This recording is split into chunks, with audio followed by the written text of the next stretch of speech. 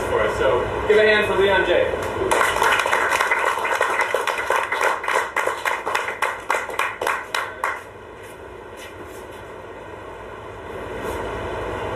Thank you, Dr. Allen. Thanks, Jay. Hey, everybody. How are you tonight? This evening, I should say, right? We're so glad to have you guys here, and we all know that we have a very special guest in our midst. Slam Academy is very proud to present our very special guest, Ken Jordan of the Crystal Method. Let's give him a warm welcome.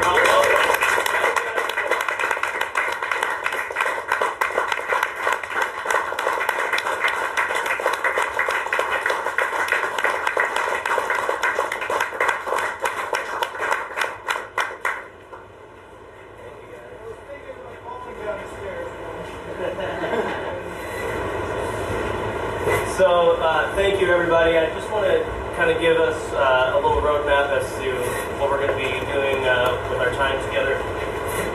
So we're going to start off with a little discussion between Ken and myself about all sorts of fun things, music and Crystal Method related. So we're very excited to talk about some of that. And then after we have a chance to do that, we will open up for some questions from you all.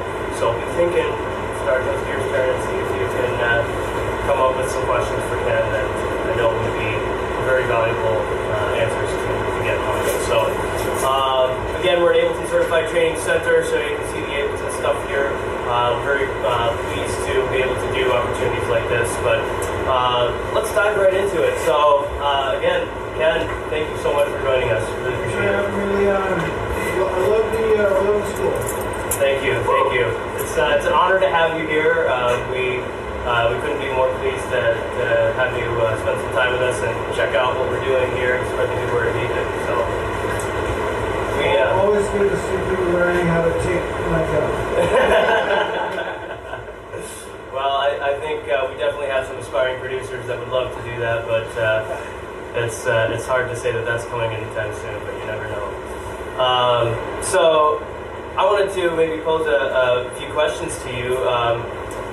We were talking a little earlier about some ideas in production and things. Maybe we can just kick off by talking a little bit about how the Crystal Method might integrate Ableton Live with their production process or performance. Yeah, we use Ableton Live quite a bit. I remember when the first version came out at Man, we were just blown away because up until that point, I mean, we started, the first thing I learned of was Performer, like 1.22, so it was like 80s, it was like a Mac Plus, and then Sonic Mirage, and DSQ, and Performer anyway. So then it became Digital Performer, and we stuck with that for quite a while, but we were always using Pro Tools hardware, digital design hardware, so eventually went to Pro Tools, but we were, at some point in there, we were all Mac. Everything was Mac. We would never touch a PC. But then that program Acid came out, and then we got a PC just because of Acid. So then when Ableton came out, and basically was doing what Acid could do on a Mac, then we got Ableton right away, and we've been using it ever since. We use it a lot for songwriting. Getting ideas together, especially if we're on the road, on laptops. And I would say this last album, there's about half of the album that the final mixes were Pro Tools, and half of it were actually Ableton Live. So that's a big change for us. So and then we use it. When we do live concerts, we use Ableton for our backing tracks, and we just used it at the El Rey in Los Angeles for a concert where we had a full band, and it worked out really well. And then, I used it yesterday in the hotel room. It's awesome. So work never stops, right? So I had to do our radio show. I did my part of the radio show. So whenever I receive either by promo or by buying a new track. I always wrote it in Ableton, exported it. Generally export everything at 130 beats per minute, and Yep. and then I run it through mixing key, and then work it into my set through record box and back to my USB stick to. It's like such a process to get a song ready to DJ. It's so true. It's so true. And a lot of our students in the audience, I think, are familiar with that, at least from our teachings. It's absolutely true. It takes a lot of time. So that's a lot of the ways we use Ableton. We've got 2 pushes at the studio. Excellent. The only thing keeping us from taking them on the road is their weight. But, maybe we'll figure out something for that. But we use it quite a bit, but I wouldn't say we're experts, but we use them a lot. Sure, absolutely. Well, that's great. It's a wonderful tool, and it's really so versatile. And I think what you were just talking about really exemplifies how useful it can be in the studio and out. So that's wonderful. It's really intuitive. It's like if you just understand the basics of any kind of music production, generally you can figure out how to do what you want to do in Ableton, where other DAWs are different. You have to really peel back. It's not intuitive yet. Yeah, absolutely. I'm glad to hear you say that. I think that's one of the things that we discover a lot in our work together is that it's easier to create music when you have something that's intuitive. Yes. So you had mentioned the radio show, which is called Community Service. Yes. Mondays at 8 p.m. here. Wednesdays at 11 p.m. Time zone mathematics going on. When you're a world star traveler, these things pop up. That's great. And we can listen to it as podcast. Is it on satellite as well? Sirius doesn't like us to put them up right away. Sure. They want people to buy their devices, So, but we get them up pretty timely. We try to get them up within a couple of weeks of airing on our SoundCloud page. That's excellent. Yeah, I've really enjoyed listening to the episodes and hearing you and Scott share some of your stories on the road and showcasing new music. It's always really nice to have that, and I think it's nice to have the personal touch of you all talking about what's going on. So thanks. Please keep that up for us all. We really enjoy that. New album recently came out as well, self-titled album. Yes, new album's out, and we're touring for it now. It came out in mid-January, but we couldn't really tour for it then because we were working on this TV series. We were scoring Almost Human and for Fox, and that is like beyond a full-time job. It was our first TV series where we were doing all the music every week, and on this series there was a lot of it. It was a J.J. Abrams production that I wrote a lot, and it was like we were doing like 35 minutes of new music per week. Wow, my goodness. And it takes us like 4 or 5 years to make an album. Wow. We were making like an album every 2 weeks. That's amazing. I think it was good training, and I think maybe our next album will go a lot faster. That's awesome. Yeah, I remember hearing about that, and you all have done quite a bit in terms of film scoring, haven't you, over the years? We've done some. I mean, we've had lots of music in films, lots of music in trailers, but we scored one small film called London. We scored a couple of scenes in this other film called Real Steel, and then we've done this. We did Almost Human, and we scored a couple other things for like video games and things like that. But we really like it. It's really nice scoring the picture. It's there's something liberating and freeing to have something there on the screen and talk to the director and know what kind of mood you're trying to set, and I think our music works well for it, and it's not that whole part of what's my motivation, what am I trying to say here, that's gone. It's already there on screen. You know what you're trying to do, so it's a lot of fun. So we're going to be doing more and more of that. That's excellent. Yeah, I can definitely appreciate the nicety to have your inspiration right there and be able to help tell a story in essence. Do you find that your process in doing that is then also changed versus the writing music for any other project or medium? Well, it changes some. I mean, technically it's still, we're still just making crystal method music, really. Yeah. And like, we won't take a job, or we won't get hired unless they kind of want our sound anyway. So that's nice. But the only real difference is as you've got screen that you've got to hit the points. They give you a finished scene, so you can't. You've got to fudge tempos and fudge when bar lines start and everything to hit all these points. So that is a different technical part of it. That part's good. I can see it being kind of fun, actually, a bit of a challenge, but also kind of fun to line up with all that. Yeah. Yeah, that's great. Excellent. So we were playing the album a little earlier. Are there any tracks on the album that stand out for you that maybe have an interesting story behind them, or anything that really would stand out in the process?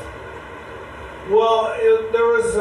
This album was a roller coaster. We kind of had it done at one point, and then my partner needed brain surgery. So that's right. So everything kind of stopped, And at first, it wasn't like a tumor. He just had some cyst growing, but it was inside the skull, and they had to do real brain surgery. And it was supposed to be fairly routine, and we had sort of cut out this time to, okay, he's going to be out, and then we'll come back and we'll finish, and we'll all be done. And we had this schedule, and we had this big tour with dates scheduled last summer, but surgery went well. But then during his recovery, he got this really serious infection, meningitis sort of thing. You got to get the spinal tap, really serious. And then we were just okay, cancel everything. No plans to finish anything. Let's just wait till he's better. So, but he's fine now. He's totally recovered, and everything's great. And so we got to actually, since we didn't have any timetable set, we got to work on a few of the tracks that maybe we weren't that sure about, and when we finally were done with it, we were really happy with it. That's excellent, and we're really thankful that Scott's back on his feet now. Your partner's help. Yeah, absolutely. Especially considering that he's so high energy on stage and in performances. Yeah, that's what they said. They said, well, maybe we can let this go if you. But what do you do for a living? The jumping around on stage was not going to work with it not doing the moves. So absolutely. Well, that's very great to hear that he's made that full recovery, and so exciting to see you guys back on tour again. One of the songs that I really liked on the album is the 101 to 110. 110 to 101. Yeah. Sorry, backwards. My dyslexia. You know what's funny about that song is that I think he may have changed the tempo at some point, because it ended up being 110. It may have started at 101, and that's how he came up with the title. Oh, that's cool. But it also was like a double meaning with the freeways in LA. Yeah. But the funny thing about all of that is that he had never seen the skit on Saturday Night Live called The Californians, where all they do is talk about the freeway. Yes, yeah. Because you have to say "the" before a freeway in California, or you're not in. So I thought he was in on the joke. And then he didn't know what the joke was. Yeah, we gotta keep that title. That is awesome. I love it. Yeah, it's really interesting. My sister had moved to LA, and I remember right about that time you all were still building Crystalworks, and that's been up and running for a while now. I remember that you had done maybe a remix contest where the winner got a chance to tour the studio. Yeah. Saw a couple of pictures of it, but could you tell us a little bit about some of the gear and maybe what you like about your new space? Yeah, well, we were 13 years in a converted garage, so, and we didn't have proper air conditioning, no machine room, not proper, nothing, it was just, we got it to where we knew what it sounded like and we could make decent mixes there, but it was a disaster. And so we always just wanted to, to own a building where we could build a proper studio. And so we were able to buy a building, and the building we bought had previously been an industrial design shop. So it had the most massive power, it's got 400 amps or something like that. So it was really, really good power and air conditioning, and we kept a lot of what was originally in the building, but the one thing we really wanted to do was we wanted natural light coming in. So we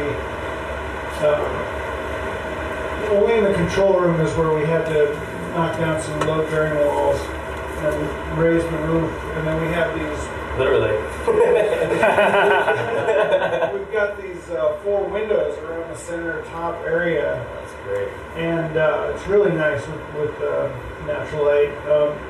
I think if I had to build the whole studio over again, I'd actually make it a little smaller. It's like everything's a little too big. We had way more space than we needed. But when you're designing anything on paper and you're looking at paper on a screen, it's not lifelike. You want to fill the space in, right? Yeah. So I'd say it's a little too big in the back where we've got a sofa, and we ended up renting out about a quarter of it to another composer. And right now, and we have a B room. We're renting out our B room right now to La Castlevania. So we have, but we've got a lobby area, which is totally useless, and a little office. But then we have a little eating area, which is nice. It's small. The kitchen area, very small. And then big control room. And we have, the thing that we really wanted was a machine room. So awesome.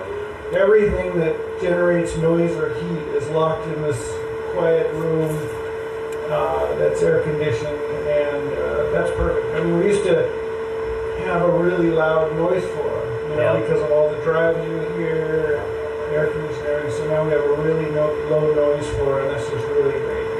We monitor at such low levels. That's awesome. There's no noise floor here. We don't even know what that is. What? Yeah. Perfect example. I love what you said about including natural light. That's one thing that I have found in my foray into music to be very important. It's all too easy to find ourselves in that environment for 8, 10, 12, 16 hours or more a day. Yeah. And when it feels like a dungeon all the time, it kind of is, it's hard. And I'm a firm believer in that. There's some study where you can only be good at being creative about 6 hours at a time, or because after that you're just doing crazy things, So meltdown. But busy work, you can do busy work for a long time, But when you're really trying to be creative and make something cool, I find that you've got to take breaks or just not do it for so long at a time. Absolutely. That's one thing that we discussed in some of our classes too. One of the things that I like to do is when I get to that point, that threshold, go outside and go for a walk, and I find that clearing my head with nature really helps. Do you all experience that at all? Yeah, I mean, I find that almost every decision to make something better happens the first time you listen to the thing the next day. Yes. Almost every time. Oh God, obviously I gotta do this, I gotta do that, that's too loud, that's too, you know what I mean? Absolutely. So fresh ears are really important. It is your ears because they get compressed and tired, but it's just your mind too. Your mind gets worn out on hearing the same thing over and over again. Yeah, absolutely. It's I think it's one of those things where sometimes we want so badly to just give our best effort, and we get sucked into that on our own behest that it's difficult to tear ourselves away sometimes. We used to just work on hi-hat patterns for like 2 days. It never changed. Yeah. It get better, that's for sure. So, yeah, we don't do that anymore. We do. Yeah, we're still working on that. That's great. So as far as gear on the latest album, is there anything that was really important that you all included in the production process? On this album, I think things that were new. I think we used a 2600 a lot. We had two. We have one, and then our attorney, our female attorney, who we've had since the day the band was created. We used to be like a tour manager and all this stuff. So, hey, I've got a synthesizer, like, I've got a 2600, so we, fixed it for her, and we've been using it in our studio. So we used a lot of our 2600, and got some cool sounds out of that. And we were borrowing, and then we bought an art a sequencer, which are really like, you never know. They work great. Yeah. The ones that are working great, they don't work good. I mean, that's the big thing between virtual instruments and actual analog gear. It's like the virtual ones that, maybe they don't sound exactly the same, but man, they work when you call them up. When you slide something, that works. And on analog, you have no idea if anything's going to happen when you slide those speakers. So anyway. That's fun. It sounds like it's kind of a discovery process if you have some of your older stuff. I mean, part of our recording process won't change, and that is we'll fire up some old piece of gear, usually an analog synth, and we will record long takes, and then go back and sit through it. And so in the old days, it used to be us doing that to a DAT, right? Sure. So have a mix going to one side of the DAT, and then what we're recording going to, we didn't have enough storage and all that stuff back in the day, but now we record it to a track. But still, we go back, we record a lot, and then we try to find the great stuff. That's awesome. Yeah, it's one of the things that I find is interesting is how different artists might start their process for a particular song. I think it's very easy oftentimes for us to maybe start with a beat and try to work off of that. But I find that challenging myself to start with other elements might lead to different results. Is that? Yes, I 100% agree. I feel like the most boring stuff we come up with starts with a beat. And the most brilliant stuff is just decide on a tempo or something, have a click or nothing going, and just try to come up with something new on whatever box is inspiring you right then. I love that. You had mentioned that you do these longer takes in your initial process.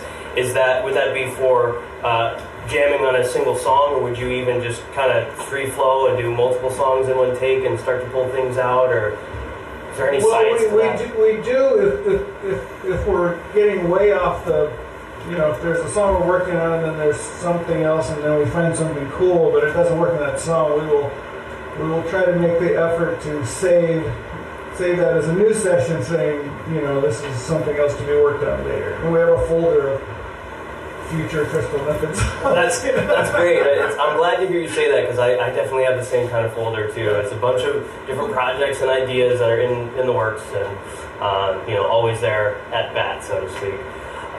So you also have done a lot of collaboration with other artists throughout the history of the Crystal Method. Tell me a little bit about your process in integrating organic instruments like guitar and drums and vocals. What inspires you around that? What drives your process with that? Well, we've done a lot of collaborations a lot of different ways. We've done a lot of them with people in our studio, and then we've done a lot with sending people files or tracks and having them record wherever they're at. And various success and failures of both ways. But on the new album, we made sure everyone came to the studio.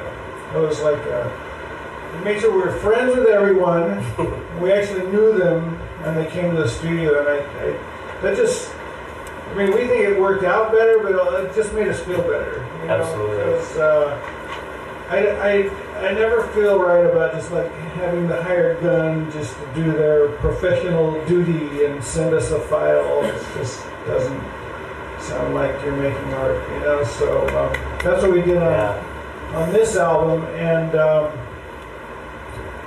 yeah, I mean, you know, if Tom Morello wants to play guitar on your record, you say yes. Absolutely.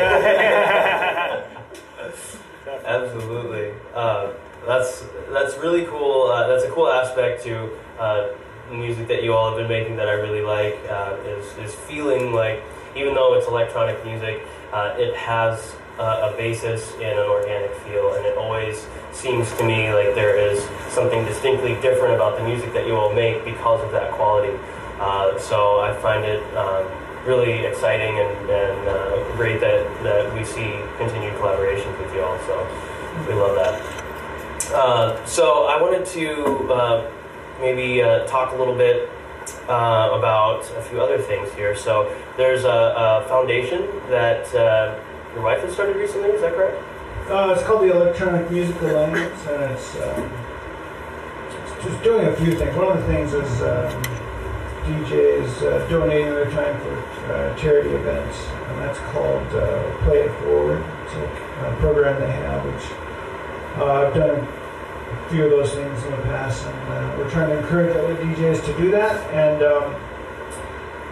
but another one of the programs they have is e-waste drives, trying to get people around the country that are into electronic dance music to post and put on e-waste drives and properly dispose of e-waste.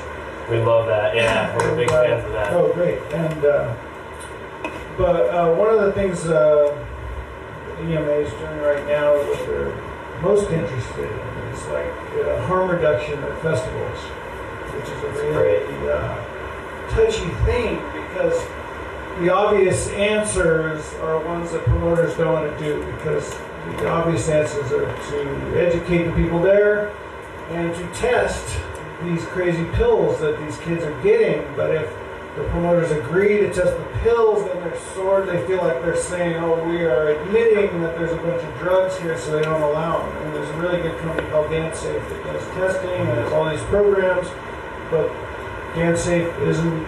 I know they've been allowed into a couple of festivals, but for the most part, the big festivals won't let it be there because they feel like it's some admission of guilt or something like that. But anyway, so they're Electronic Music Alliance. They're at ema-global.org, and it's hopefully the Slam Academy will get activated and involved with them.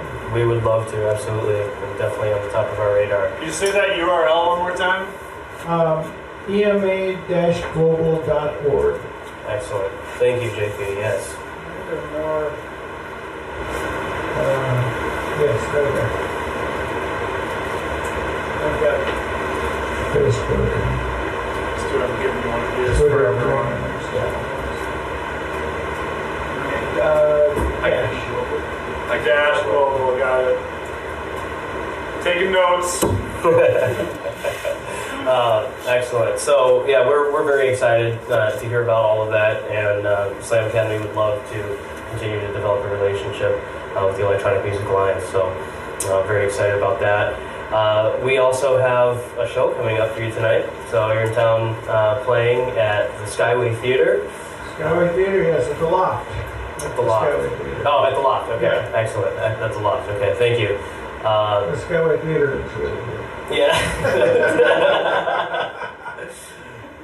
We're excited for that. So that'll be going down tonight at the Loft. So everybody make sure that if you don't have it on your radar for tonight, I think I'm on at 12:30, and it's a bunch of good-looking DJs. That's right. Also, bar time is 4 a.m. tonight, which is very rare. Tonight. And DJ Centrific is playing last, which is one of our local favorite dance music artists. Awesome.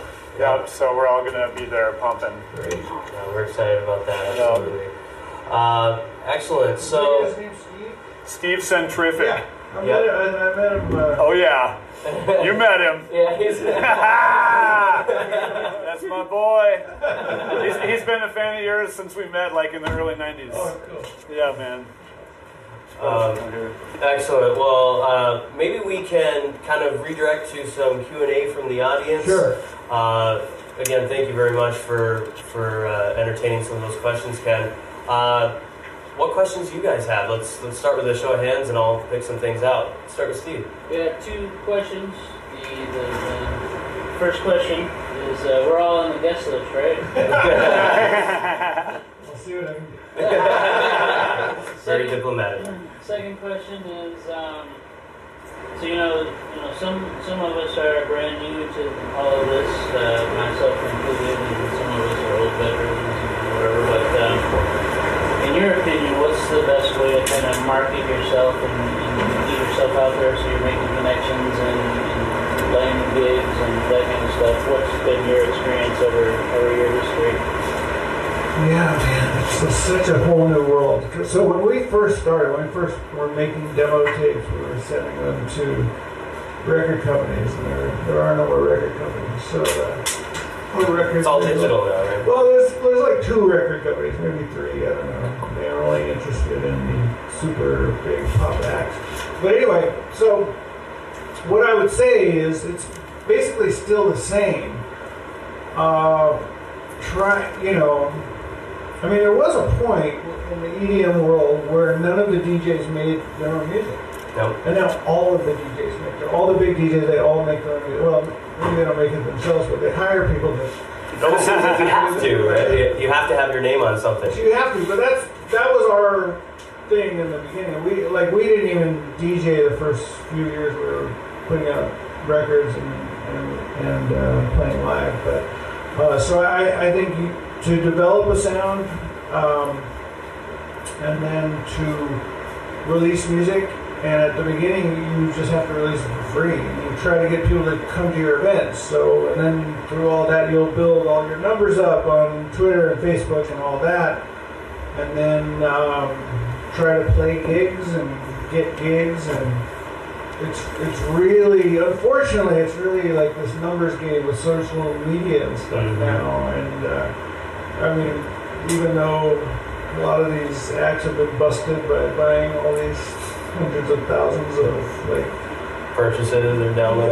Of likes. Of likes on Facebook. Yeah, followers and all that stuff.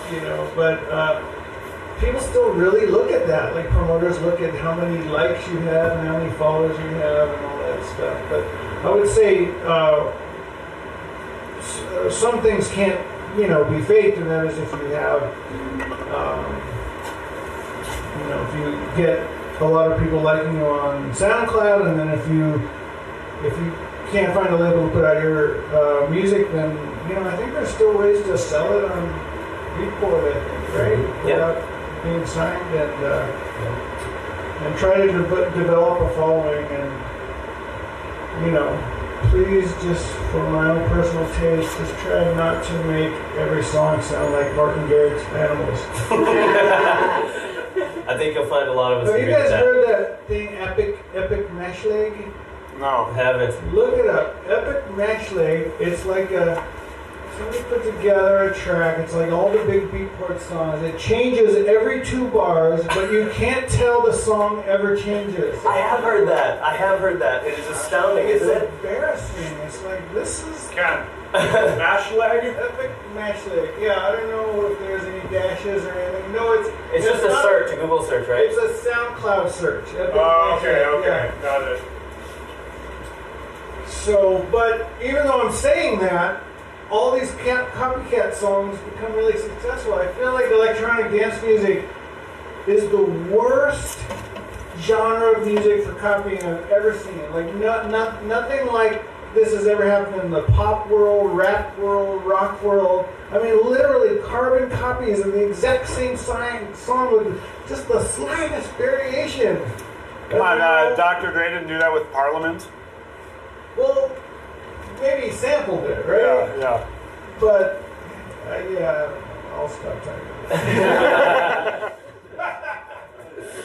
Yeah, there's definitely something to be said for trying to develop your own sound, which I think it takes us a process of discovery. But I agree. I think it's good to try to develop something. Do you have any advice on someone who's trying to find their own sound? Is there a way that you and Scott developed the signature sound that is the Crystal Method?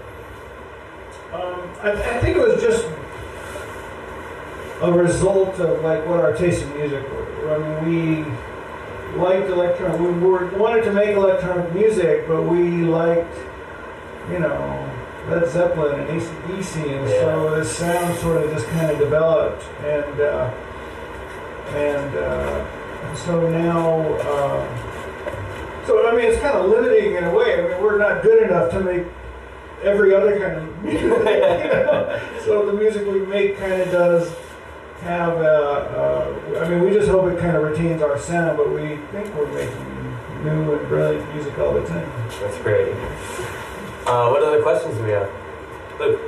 Kind of on that same thread about like discovering the voice and interest in that, then share with us a story, if you could, or an example of, you know, maybe a particular like pad or some sound design you did, you know, that was kind of like a wow moment for you, just discovering something that would kind of become a voice. Well, yeah, I remember when we first got the Nord lead, I think, and we were able to sync not only the arpeggiator, but we were able to sync the LFO, I think. It was this big moment for me. I was like, wow. So, and I was just playing with it, and that's how, like, we got the intro for High Roller, which is one of the songs on the first album. And I used to, hopefully I used to like base everything on whether or not I got goosebumps off sounds, you know what I mean? So if something really sounded cool to me, I would pursue that and try to build a song or a track around whatever this one particular sound is that was really special to me. So we would do that a lot. So we would, you know, play with things until we got something that sounded really amazing, and then try to build everything around that. I don't know if that answered the question. What else? JP? I'm just curious about your mentioning the ARP 2600 and your integration of modular synthesizers into your workflow. It's kind of a two-step question. One is, how do you send clock to all that, if you do it all, or do you just pre-record it and then warp it in Ableton? And then the second question is, once you have the recording on the track, do you just chop it up like it's on a tape deck or in Pro Tools, or do you put it in a sampler and then like resequence it? Right. So we, in the 90s, we would put everything from the DAT into a sampler and then play those little chunks off the keys. But now we just slide it around on the track. On the track, yep. But we generally have these 3 tracks that come up in our main session, which are these click tracks. Mm-hmm. And we have like quarter notes, 8th notes, 16th notes, and we'll turn them on and off depending on which one is going to work best with the... It's a gate clock, like an analog gating clock. Exactly. Sure, cool. And that gets our clock to our analog devices. So that 12-part sequencer. We've got a Kenton, what's it called? MIDI to CV converter. Yeah, and you can actually send MIDI to it and then clock out of it. Yeah, that's fun. So you had two 2600s on the latest album? Yeah, we had 2. I don't think we're ever playing them both at the same time. Cool. Thanks for answering my nerd question. One works better than something. Or in other words, neither one of them works perfectly, but one did better at some things than the other. Thanks for answering that. Who else has questions? Matt? Is there something like that you excel at versus your partner? Or is he handle drums and you synths? How do you guys work? I'm more of the engineer and maybe more of the overall producer, but Scott is a far better songwriter and player than I am. Cool. Andy in the back. Maybe stepping away from sound design to production, your Kickstarter campaign for the latest album was pretty successful. What was your experience with that, and do you recommend that for new artists that are trying to kind of get out there and fund maybe a tour or an album? Yeah, that was fun. That was the first time we'd ever done anything like that, and it seemed to work really well getting getting publicity for the record that was about to come out. So the whole thing lasted up until the day it went on sale on iTunes, and we got a lot of response from it, and it was all a good response. We're still fulfilling a lot of those packages, experience packages, like people coming out to shows and co-hosting the radio show and stuff like that. Cool. But all of the experience has been good and fun, but I don't know if I know that new bands do campaigns like that, but I don't know if that's helpful, or if it's only helpful after they know your music. So I'm not too sure on that. I think it was a great way for fans to connect with you all. Where did the idea come from? Well, it was presented to us, and it just seemed like everybody was doing that way. And we're indie. We're not signed to a big label, so it was an attractive idea for us. That's awesome. Sweet. What else? Any other questions? In the back. How do you foster younger talent with your association with the label, or how do you approach new artists or other artists that you like? Our label right now is it's not like a functioning label. Our label is just the imprint that we release our records on. So it kind of came about just by necessity. When we it was like a few albums ago, the only way to release our record in places we didn't have a record deal on iTunes was to have our own label. So that's why we created Tiny E Music, which was based on a Saturday Night Live skit. Tiny Elvis. Tiny Elvis. Good call, Tiny E. I'm just saying that's a big small shaker. Yeah. Good call. Good call, Tiny E. I know all about this. So we haven't released any other records on our label besides our own, but that would be fun to do. Yeah. I see every once in a while there's remix contests over the years. Has that helped to bring new artists into your scope at all?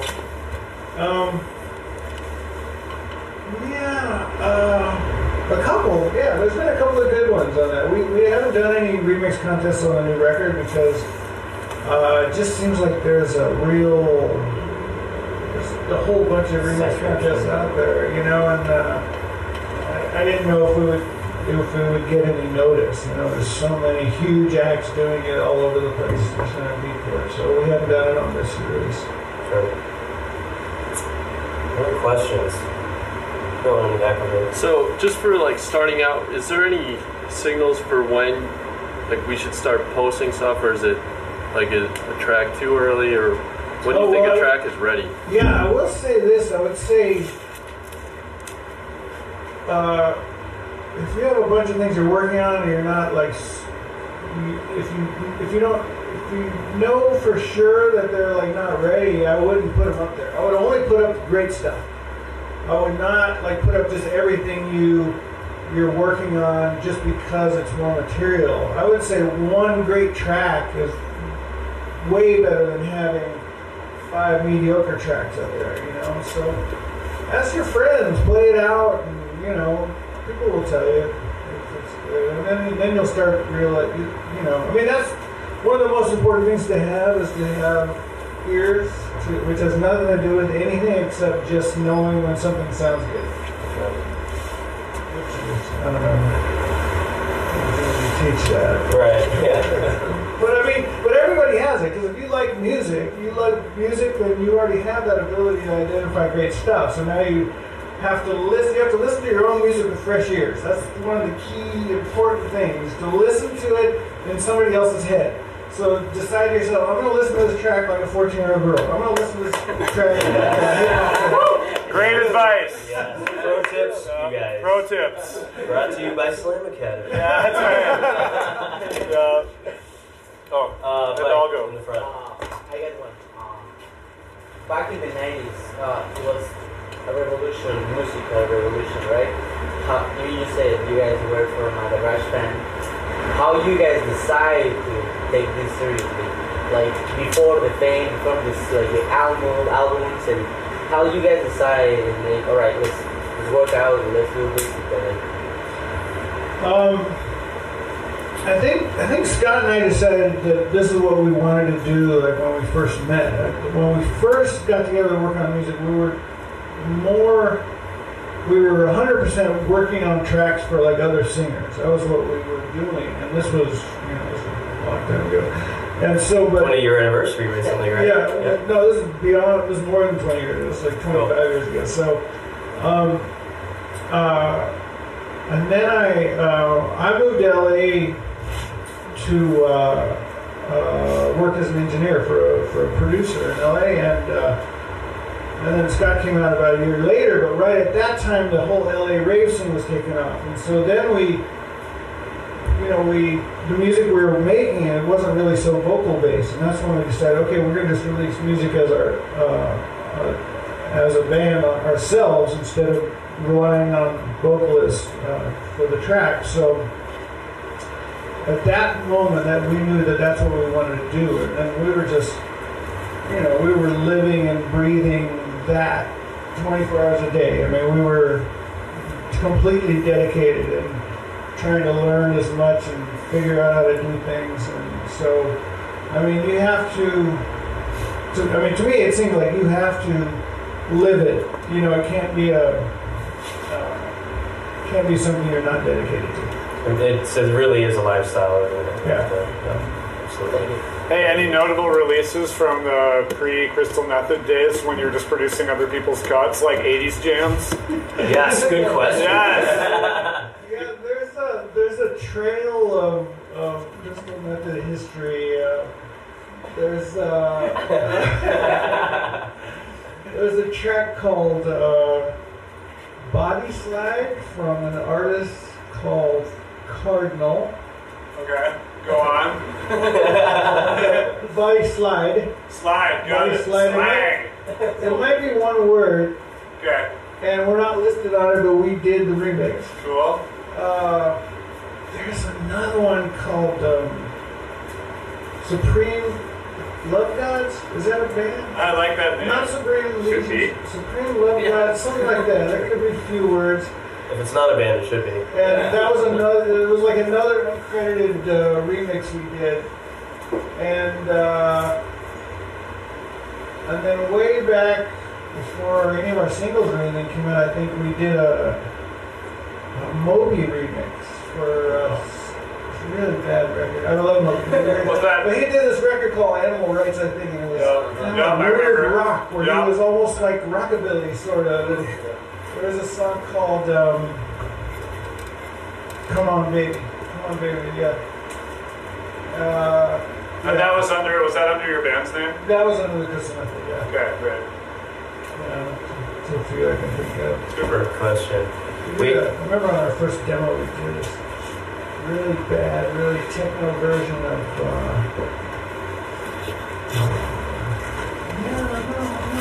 what's that song? Oh, Billy, no, my mama, Yeah. jacket. Yeah, you give me fever. Yeah, Fever. Yeah, there we go. But then about a year or two later, we did it. So it's like, yeah, ours is terrible. All right, guys, we have time for one more question, and then we're going to wrap things up. Tom. Are there any more sounds or ideas in your head that you haven't been able to express musically? Do you think we're at a point in time where we have the technology to express everything musically?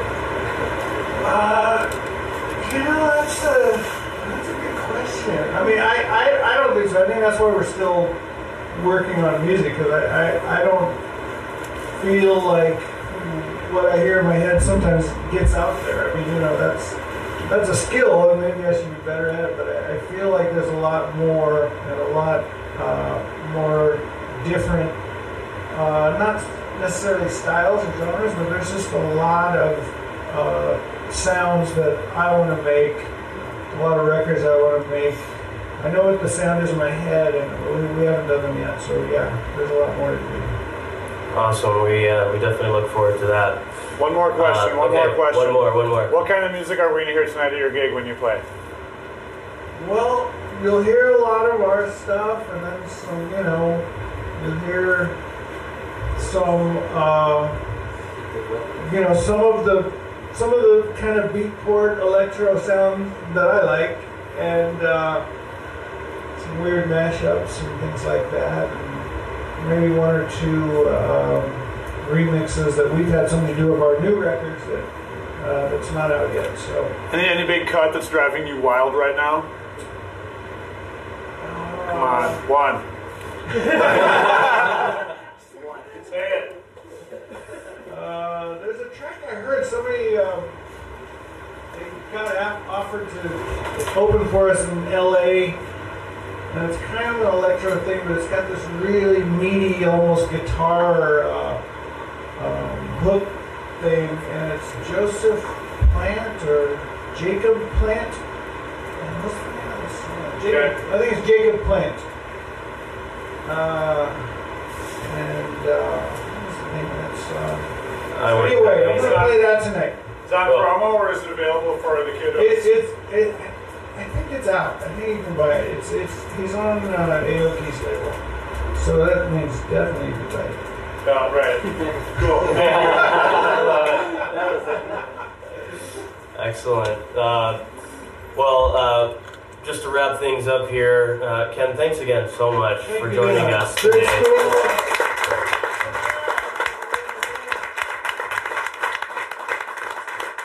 Academy loves you. You are always welcome in Minneapolis. Anytime you come through, we always love having you in town. It's really been a pleasure for me to have some personal history with you guys and be able to see your presence grow in Minneapolis here with us. So thank you all to all of you guys for joining us. Please come out to the show tonight at the Loft. We're excited to see Ken play. Thank you for the great questions, and I think we'll call it at that. Thanks again. Thank you.